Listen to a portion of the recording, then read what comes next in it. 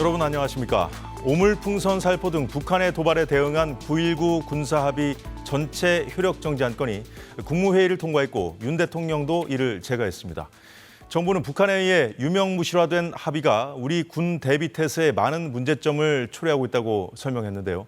여야 정치권은 정부의 이 조치를 두고도 공방을 벌이고 있습니다. 함께할 패널 소개합니다. 윤희석 국민의힘 선임 대변인, 박성민 전 더불어민주당 최고위원입니다. 두 분 반갑습니다. 예, 우선 여야 원내대표의 발언 잠시 듣고 본론으로 들어가겠습니다. 지난해 북한의 파기 선언으로 이미 무력화된 군사합의 효력 정지가 어떤 실익이 있는지도 의문이고 우리 스스로 군사합의를 파기함으로써 얻는 실익이 무엇인지도 의문입니다. 휴전선 인근에서 고사포탄이 날아다니던 시절로 되돌아가자는 말입니까? 민주당을 비롯한 야당은 북한의 오물풍선 도발에 대한 책임을 정부 탓으로 돌린 데 이어 이번 군사합의 효력 정지에 대해서도 평화를 위협하는 조치라고 강변하고 있습니다. 도대체 어느 나라의 정당인지 알 수가 없습니다. 북한이 무슨 도발을 해도 조용히 받아들이고 가만히 있으라는 이야기입니다. 예, 그동안 북한이 수시로 위반했고 파기 선언까지 해버렸죠. 이미 무력화된 합의라는 데는 여야도 이견이 없어 보입니다. 자, 그런데 명확히 입장이 갈리는 건 바로 이 지점입니다. 그 선언문으로나마 남아있던 이 합의를 우리도 파기할 것인가 아니면 그대로 둘 것인가 이 문제인데요. 두 분 어떻게 보시는지 먼저 박성민 전 최고부터 말씀해 주시죠. 말씀해 주신 대로 유명무실해진 거는 사실 맞죠. 그리고 형해화됐다라는 비판에서 피할 수 없는 지점이긴 합니다만 그래도 결국에는 이 북한과의 무력의 충돌을 막기 위한 최소한의 안전장치라는 평가는 받아왔습니다. 그런데 이런 안전장치를 우리 손으로 끊어내는 거는 좀 다른 문제라는 생각이 들어요. 그러니까 이게 유명무실해진 것과 유명무실해졌으니 없애자라는 결정을 우리나라가 먼저 하는 것은 사실 북에 더 강한 도발을 할 수 있는 정당화의 근거를 제공하는 것이기도 하고 또 한편으로 봤을 때는 결국 안보라는 것은 국민의 생명과 안전을 지키기 위한 그 의식이 기본되어야 하는 것 아니겠습니까? 근데 이렇게 강경하게 대응하고 강경 일변도로 갔을 때에 결국 접경 지역에 살고 계신 주민들이나 우리나라 국민들은 오히려 더 불안감이 높아질 수 있다. 그래서 이번 오물풍선을 날리는 이런 북한의 치졸한 행위에 대해서는 강경하게 비판을 하되 그럼에도 불구하고 꼭 이 9.19 군사합의를 전면 무효화시켜서 대북 방송을 하겠다라는 의지를 북한 측에 천명하는 것이 과연 맞았을까 이런 의문이 있습니다. 예, 북한이 이제 도발을 하게 되면 우리도 대응을 해야 되는데 그렇게 되면 이제 무력 충돌도 날 수 있는 것이고 그런 최악의 상황에 대비해서 안전핀으로 둬야 한다, 안전판으로 둬야 한다는 그런 말씀을 해주셨는데 정부 여당은 북한이 도발하면 대응해야 되는데 그 대응을 못하게 하는 족쇄로 보는 그런 차원이 좀 강한 것 같아요. 그렇죠. 이 안보 이슈가 나올 때마다 이 여야 간의 민주당과 국민의힘 간의 이 인식 차이가 이렇게 크구나 하는 것을 다시 한번 느끼게 됩니다. 지금까지 그럼 북한이 안전판이 없어서 도발을 안 했습니까? 해왔잖아요. 방금 전에 우리 얼마 전에도 오물 테러 같은 것도 9.19 군사합의를 그들은 파기를 했고 우린 파기 선언 안 한 상태에서 일어난 것입니다. 결국 뭐냐면 우리가 파기를 하든 안 하든 북한이 어떤 행동을 하는 것에는 하등의 영향이 없다는 얘기예요. 자, 그렇다면은 북한이 이런 식으로 도발하는 상황에서 우리가 아무런 대응도 하지 않고 그냥 넘어간다. 박찬대 의원 얘기처럼 이게 무슨 실익이 있냐 하면서 가만히 있는 것 자체가 우리 국민들에게 훨씬 더 불안감을 안게 하는 그런 일이라고 생각해야 되는 것이죠. 왜 실익이 없습니까? 대내외에 북한은 정말 믿을 수 없는 집단이고 어떠한 합의나 협정 이런 것들도 언제든지 무시할 수 있는 집단이다. 이것을 알리는 효과도 있는 겁니다. 그리고 안보 태세에 대해서도 국민들께 더 경각심을 일깨우게 하는 그런 계기가 된다. 이런 차원에서 보면은 우리도 북에 대해서 실효적인 조치를 할 수 있다는 것을 보여준다는 의미에서도 이번에 9.19 군사합의를 우리 손으로 직접 파기함을 천명한 것은 대단히 옳은 결정이라고 저는 봅니다. 예, 윤희석 대변인, 네. 앞서 박성민 전 최고위원이 말씀하신 게 있는데 대북전단 이제 곧 우리 단체가 날린다는 거예요. 네. 그리고 이제 그걸 빌미해서 북한이 도발할 가능성이 제기되고 있는데 그래서 이 문제 가지고도 지금 여야가 좀 충돌을 하더라고요. 예. 그러니까 전단 관련해서 우리가 그 북에서 너무나 예민하게 생각하는 부분을 먼저 도발이라고 할까요? 먼저 자극을 해서 긴장을 유발할 필요가 있느냐? 뭐 이 점에 대해서는 얘기가 많이 달라지겠죠. 북이 어떻게 생각하느냐 여부에 대해서 우리가 신경 써야 되는 거는 물론 일리가 있지만 예. 북의 눈치를 보면서 뭔가를 결정해야 되는 그런 상황은 절대 아니라고 봐요. 그러면 그런 차원에서 어떠한 단체가 북에 전단을 보내는 것을 뭐 법으로 막을 수도 없는 거 아니겠습니까? 그런 시도가 있었습니다만 결국 형해화가 됐고요. 우리가 대북 확성기 방송하는 것도 마찬가지의 차원입니다. 남과 북은 특수한 어떤 관계로 인해서 서로 간에 협력을 할 수가 없는 지금 그런 상황이 돼 있습니다. 체제 경쟁을 계속하고 있는 상황이고요. 그런 차원에서 북의 입장만 강조하면서 이 상황을 분석한다. 그리고 전단 문제에 대해서도 그런 식으로 판단을 내린다고 하는 그 방향 자체가 저는 맞지 않다고 봅니다. 예, 박서민 전 최고가 앞서 뭐 우려하셨지만 문재인 정부 때도 이제 대북 전단을 살포했을 때 북한의 도발을 우려해서 이게 헌법재판소의 판결을 받은 적이 있어요. 근데 이제 판단을 받았을 때 표현의 자유를 지나치게 제한한다는 이유로 이게 위헌 결정을 맞았거든요. 네. 그래서 이제 지금 정부에서도 그때 이제 헌재 판결이 나왔었기 때문에 원천적으로 좀 막을 수가 없다 이런 입장인데. 근데 이제 단순히 거기에 기대가지고 뭐 아무것도 할 수 없다라고 이야기를 하는 게 정부의 태도는 아닌 것 같습니다. 물론 뭐 표현의 자유도 중요하고 뭐 그런 단체 행동을 뭐 존중해야 될 필요도 있겠지만, 근데 지금 상황만 놓고 보더라도 지금 북한에서는 굉장히 강하게 경고를 하고 있잖아요. 이 대북 전단 때문에 우리가 오물풍선을 보낸 것이다라고 이야기를 했고, 만약에 한 번 더 이런 대북 전단이 발견이 되게 된다면 뭐 100배로 응수할 것이다 이런 취지로 계속해서 강경 대응을 하고 있는 상황이기 때문에 결국에 이번에도 오물풍선이 날아오는 걸 막지 못했던 거는 그 9.19 군사합의 때문이 아니라 사실은 이 오물풍선이라는 것 자체가 되게 대응하기가 난감했던 거거든요. 왜냐하면 이걸 만약에 총으로 격추를 시킨다고 한다면 그 안에 뭐가 들어있을지도 모르는데 그게 공중에서 퍼질 위험이 있고, 또 한편으로는 그 총알이 잘못 날아가게 되면 약간 정말 남북 간의 교전이 벌어질 수도 있다. 이런 우려 때문에 군도 어쩔 수 없이 약간 수거하는 형태로 대처할 수밖에 없던 거예요. 그렇다고 한다면 이것을 100배가 되는 대응을 북한에서 한다라고 경고를 한다면 정말 정부가 이게 표현의 자유도 표현의 자유지만 접경 지역의 국민들 또는 그 정말 전국 곳곳에서 이 오물풍선이 발견됐기 때문에 만약에 이것을 100배가 되는 양을 한다고 했을 때는 정말 물리적인 피해가 더 커질 수도 있는 상황이잖아요. 이런 점에 대해서 국민의 안전을 먼저 생각해서 개입할 수 있는 여지가 있는지 조금이라도 움직여보고 두드려보고 찾아보는 게 저는 정부의 지금의 역할이다라고 생각을 합니다. 예. 왜냐하면 이게 완전히 손을 놓고 표현의 자유니까 날려보내는 건 어쩔 수 없다 이렇게 방치하는 것은 오히려 국민들 입장에서는 그 100배가 되는 응전이 무엇일지 모르겠지만 북한에서 어떤 대응을 했을 때 오히려 이 국민들은 더 피해를 볼 수도 있는 상황이기 때문에 저는 정부가 좀 더 적극적으로 움직여야 되는 상황인 것 같습니다. 예, 일단 뭐 대북 전단 관련된 상황도 좀 지켜봐야 될 것 같고, 대북 확성기와 관련해서는 정부도 이제 북한의 상황을 좀 보면서 뭐 이렇게 검토를 한다고 하니까 좀 지켜보겠습니다. 일단은 그 여야가 늘 강조하던 대로 안보 문제만큼은 여야가 따로 없어야 할 텐데요. 예, 국회 상황도 저희가 계속 전해드리도록 하겠고요. 자, 여소야대 전국에서 공영방송 정책도 정쟁의 소재가 되고 있습니다. 더불어민주당이 윤 대통령이 거부권을 행사했던 방송 3법 개정안을 다시 발의하면서 여야가 또 이 문제로 충돌하고 있는데요. 가장 크게 부딪히고 있는 지점은 공영방송의 사장을 선임하는 데 참여하는 이사진 구성을 다변화하겠다는 부분입니다. 민주당은 공영방송의 정치적 독립이 목적이라고 주장하지만 국민의힘은 민주당 그리고 또 민주당과 결탁한 특정 정파의 카르텔 수중에 공영방송을 영구적으로 복속시키기 위한 계약이라고 비판하고 있습니다. 자, 이 충돌은 두 분 어떻게 보고 계시는지 먼저 윤희석 대변인 말씀해 주시죠. 이 방송법 개정 관련해서는 21대 국회 때도 계속 문제가 돼 왔었죠. 말씀하신 대로 가장 중요한 문제는 이사진 구성.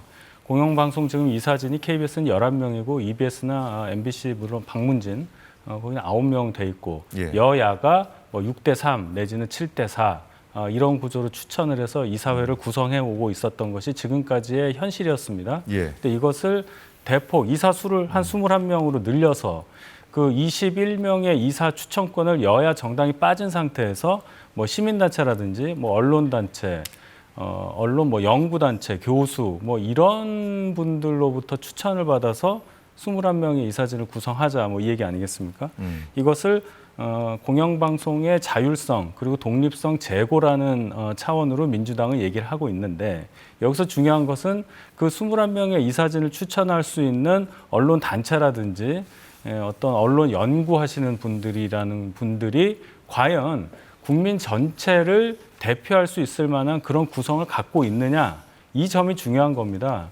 저희 입장에서 볼 때는 민주당의 주장에 대단히 경도되어 있는 분들로 구성된 분들이라고 볼 수밖에 없기 때문에 만약에 이 법이 통과돼서 시행이 된다면 민주당에서 주장하는 바대로 그것을 주장할 수 있는 분들로 공영방송 이사회가 구성이 될 것이고 그렇게 되면 공영방송 운영이 어떻게 되겠느냐. 이 점에서 저희가 대단히 우려스럽다는 말씀을 전해드리는 겁니다. 형식은 독립성, 자율성을 제고한다고 볼 수 있지만 속내를 보면 뭐 악마가 디테일이 있다는 말이 그대로 들어맞을 정도로 대단히 이것은 논리적으로도 또 현상적으로도 맞지 않는 법안이다. 이렇게 말씀드리고 싶습니다.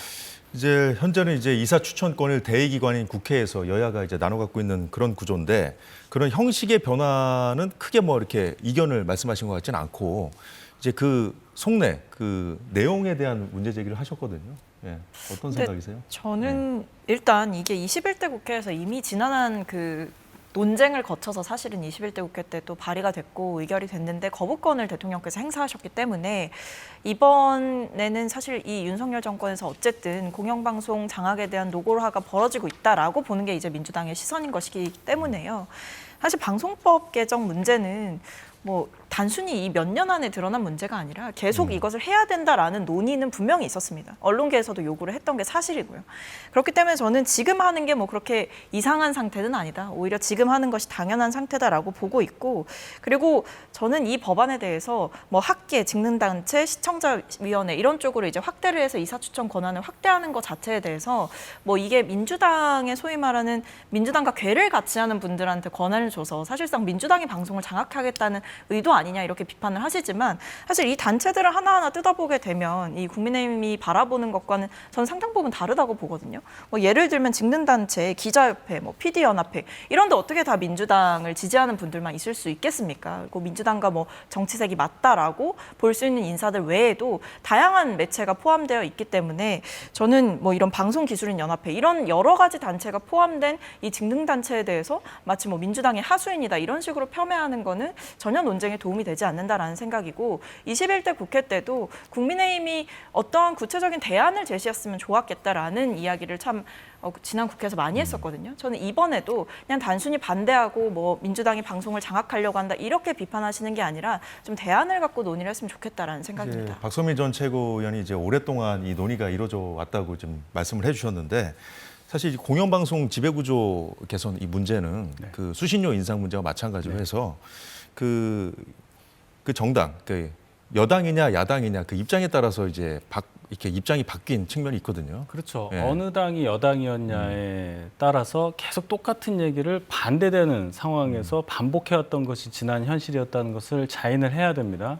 제가 민주당의 이중성을 지적할 수밖에 없는 게 민주당이 집권을 할 때는 이 법안을 통과시키지 않았어요. 왜냐하면 본인들이 여당이기 때문에 다수 이사회에 있어서의 다수 이사를 점유할 수 있으니까 굳이 할 생각이 없었던 겁니다. 근데 이제 야당이 되다 보니까 이게 밀린단 말이죠, 숫자에서. 그러니까 이 법을 들고 나와서 이게 마치 공영방송의 뭐 공정성, 자율성, 독립성을 제고하는 것처럼 이렇게 포장을 하는데 역으로 여쭤보고 싶은 거예요. 민주당이 정말 여당이 됐을 때도 이걸 할 수 있을 만한 용기가 있느냐. 이 얘기는 다분히 정략적이고 정파적인 주장에 불과하다. 민주당이 얘기한 대로 정말로 공영방송이 자율적으로 독립성을 지키면서 운영될 수 있는 방안이라고 절대 볼 수 없는 현실을 왜 눈 감고 이것을 국민들에게 말씀하시지 않느냐. 저는 이 점을 지적하고 싶습니다.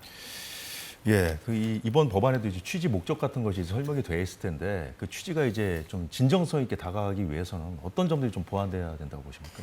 글쎄요, 저는 뭐 지금 저희가 보완을 해서 법안을 낸 게 아니라 어쨌든 보완될 예. 부분은 다 보완을 그러니까 해서 여당도 이렇게 내놓은 강력하게 것인데 여당과 충돌하고 있으니까 네네. 어떤 근데 사실 점들이 좀 지난 절정을 찾아가야 된다고 지난 보세요? 21대 국회에서도 이 국민의힘이 요구하셨던 것들을 또 반영을 했었다고 하더라고요. 뭐 사장 추천이라든지 아니면 특별다수제라든지 이런 부분들을 지난 21대 국회 때 이미 과방위 차원에서 심의도 하고 수기도 하면서 법안을 만들었고 사실상 여기 21대 국회 때 발의됐던 법안과 지금의 법안의 차이는 제가 봤을 때는 그 방송 편성 규약 그 위반 시 처벌되는 예. 거 그 지점인 것 같습니다. 근데 이것을 두고도 뭐 독소 조항이다 이렇게 비판을 하시지만 결국에 이 조항이 필요한 이유는 이번에 뭐 이 KBS에서 사실은 뭐 진행자가 갑자기 바뀌는 과정에서 이 내정자 신분이었던 분들이 프로그램의 편성 과정에 개입했다. 그러나 그것이 법적으로 처벌할 규정이 없다.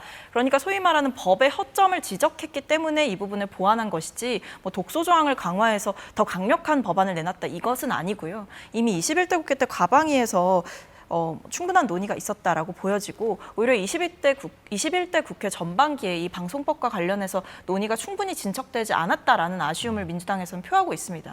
당시에 이제 박성준 간사께서 이 맡으셨던 그 소위를 열지 않고 개점 휴업 상태를 뒀기 때문에 방송법 개정 관련한 논의가 21대 전반기 국회에는 전혀 없었다. 이런 점을 저희는 지적했고 그렇기 때문에 21대 국회에서 후반기에 속도를 내서 발의를 했던 것이고요. 그 뒤엔 거부권을 행사하셨기 때문에 대통령께서 그것을 보완하는 차원에서 한 번 더 저희가 발의를 한 것입니다. 예, 지금 말씀해 주신 방송 편성 규약 준수 의무화하고 이걸 또 위반 시에 처벌한다는 내용. 이 내용은 이번에 이제 방송 3법을 재발의하면서 달라진 내용이에요. 이전의 그 방송법과는 이 내용도 있고 또 이제 이사진 임기를 공포일로부터 즉시 이제 종료하도록 하는 내용도 이제 포함이 된 거죠, 새로. 예, 이렇게 바뀌었는데 이 부분은 어떻게 보십니까? 저 임기가 이 시행 즉시 전에는 6개월 이후에 이제 시행이 되는 걸로 됐는데 공포 즉시 효력을 발생해서 이사진 임기가 새로 이제 시작이 된다. 그만큼 민주당이 뭔가 대단히 급한 거예요. 스케줄을 어디다 맞추고 있는지는 아마 시청자들께서 다 아시라고 봅니다. 이재명 대표가 대선 가능 가도에 있어서의 어떤 스케줄 거기에 맞춰서 굉장히 급한 모양새인데 제가 놀란 것은 그 자율 규약, 이 방송 편성 규약을 제정하는데 이게 자율적으로 제정한다고 돼 있어요. 자율적으로 제정한 규약을 어긴다고 해서 형사처벌을 강제하는 규정을 지금 넣었단 말입니다. 이거 논리적으로 하나도 맞지 않죠. 제정하는 것은 자율적인데 처벌은 강제한다. 이것이 어떻게 논리적으로 맞을 수가 있겠습니까? 그만큼 아까 말씀하신 대로 어떤 뭐 프로그램 진행 내정자가 프로그램 어떤 편성 과정에 있어서 미리 개입을 했다. 뭐 그런 것 때문에 처벌 규정이 없어서 이걸 만들었다고 하는데 뭐든지 처벌을 하기 위해서 뭔가 규정을 넣을 때는 더 뭔가 정치하고 더 뭔가 이게 맞아들이는 논리적으로 맞는 어떤 체계를 강구해야 되는데 이런 식으로 그냥 딱 봐도 맞지 않는 것을 넣어서 이것을 발의했다는 것 자체가 민주당에서 이 부분에 대해서 제대로 연구하지 않고 방송법 개정안을 급하게 내놓은 것이라고밖에 볼 수 없다. 저는 이 점을 꼭 말씀드리고 싶습니다. 저 반박하실래요? 네, 근데 예. 그게 뭐 대권 가도를 고려해서 그렇게 한 건 아니고 대선 많이 남았습니다. 대통령 임기가 뭐 3년이나 남았는데 뭐 대선을 언급하면서 얘기하시는 건 좀 아닌 것 같고요.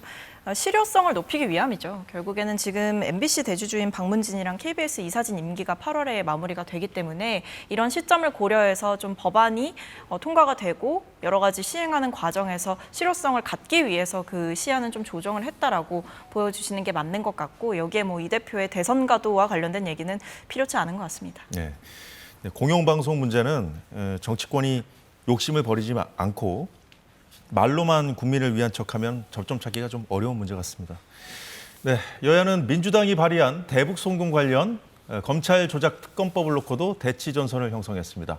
이재명 대표가 연루된 쌍방울 대북 송금 사건이 수사를 맡은 검찰에 의해서 조작됐다. 그래서 특검으로 이 의혹을 밝혀야 한다는 게 민주당의 주장이고 법안의 내용입니다.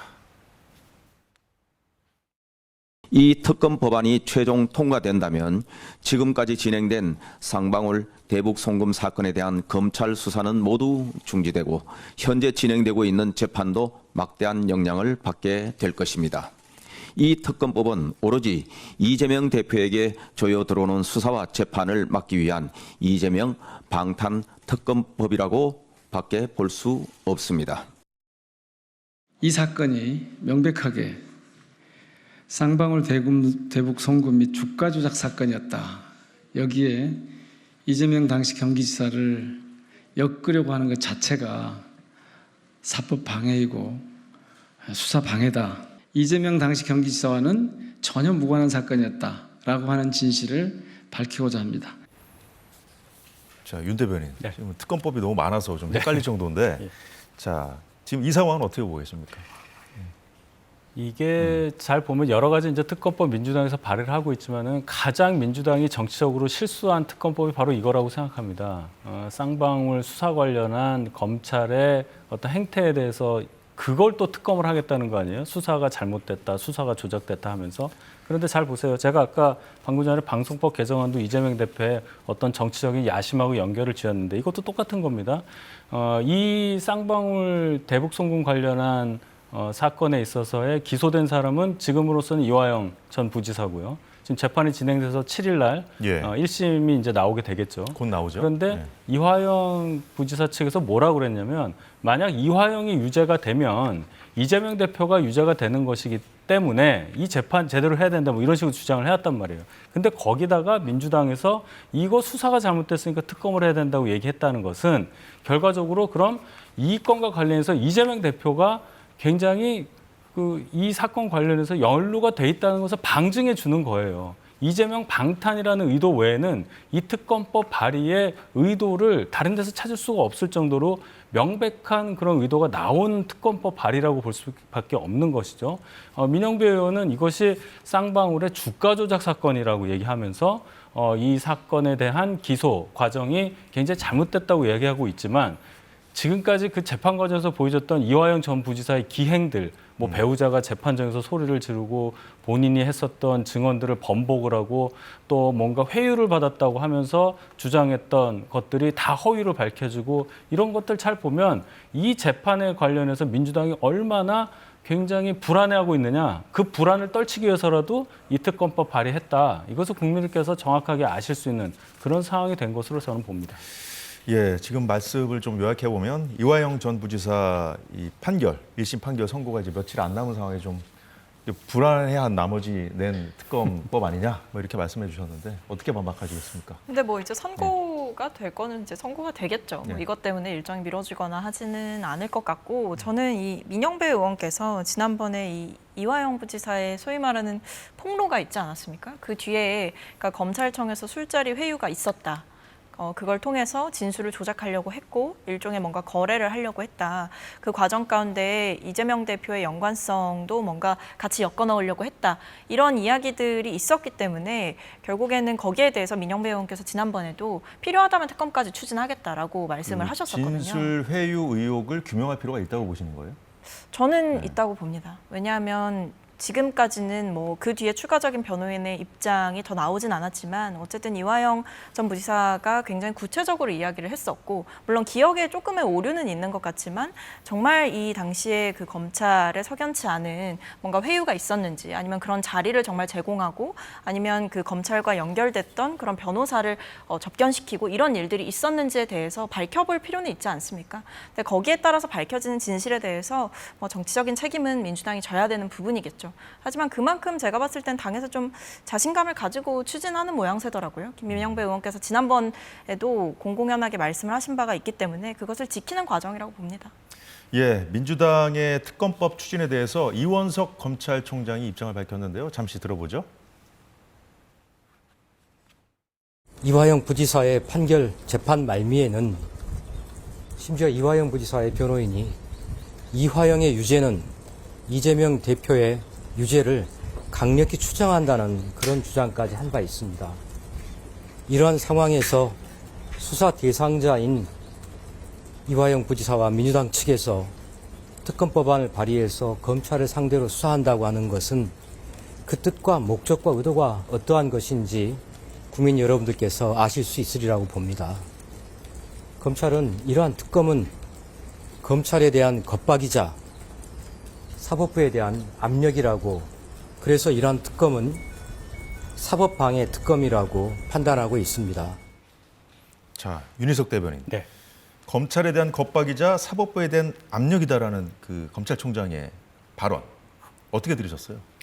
이원석 총장 입장에서는 그렇게 얘기할 수밖에 없는 것이죠. 국민께서도 굉장히 이게 맞다고 생각하실 겁니다. 민주당이 특검법을 냈는데 보니까 이 쌍방울 대북 송금 사건을 더 잘 수사하라는 차원에서 특검법을 낸 게 아니라 이 수사를 이 재판을 이끌고 있는 검찰이 수사를 잘못했다. 그래서 검찰을 수사하자는 특검법을 냈다는 거예요. 그러면 지금까지 민주당이 해왔던 게 뭐예요? 검찰을 못 믿어서 공수처도 만들었고 수차례 지금 특검법을 만들고 있는데 이제는 아예 검찰 수사 과정 자체를 가지고 검찰을 지금 수사하자는 특검법을 만들었다는 것이 당연히 이원석 총장이 얘기하는 어떤 사법 방해, 검찰 겁박 이 표현도 모자라다고 저는 생각합니다. 예, 박 전 최고위 어떻게 들으셨습니까? 그러니까 이게 검찰의 수사 과정에서 뭔가 문제가 있었다라고 한다면 그건 정말 실로 심각한 문제지 않습니까? 실제로 그 진술 회유 논란이 있었을 때, 그러니까 그것이 검찰발 진술 회유가 있었다라고 했을 때. 어쨌든 그게 사실이라고 한다면 이것은 국기문란 사건이다라고 이야기를 했어요. 그러니까 검찰이란 조직이 어떤 특정 피의자에게 접근을 해서 진술을 번복하게 만들거나 바꾸게 만들거나 그것이 만약 사실이라고 한다면 그건 정말 심각하다. 그리고 그럴 만한 어떠한 폭로를 하셨고 하신 분이 있기 때문에 그에 대해서 진실을 밝혀볼 필요가 있는데 사실 이걸 1차적으로 진실을 밝힐 수 있는 조직은 검찰 내부인 것이거든요. 그러니까 내부의 그 수사팀에서 내부의 수사팀을 감찰하거나 이런 것들을 통해서 밝혀낼 수가 있는 건데 뭔가 그렇게 하기보다는 오히려 이화영 전 부지사의 폭로에 대해서 이제 검찰이 적극적으로 대응하면서 대치하는 국면이 벌어졌기 때문에 여기에 대해서 실체적 진실을 밝히기 위한 과정으로 저는 특검 추진을 얘기를 하는 것 같습니다. 예, 잘 들었습니다. 자, 오늘 정치권 소식은 이 정도로 정리하겠습니다. 오늘 두 분 말씀 여기까지 듣겠습니다. 고맙습니다.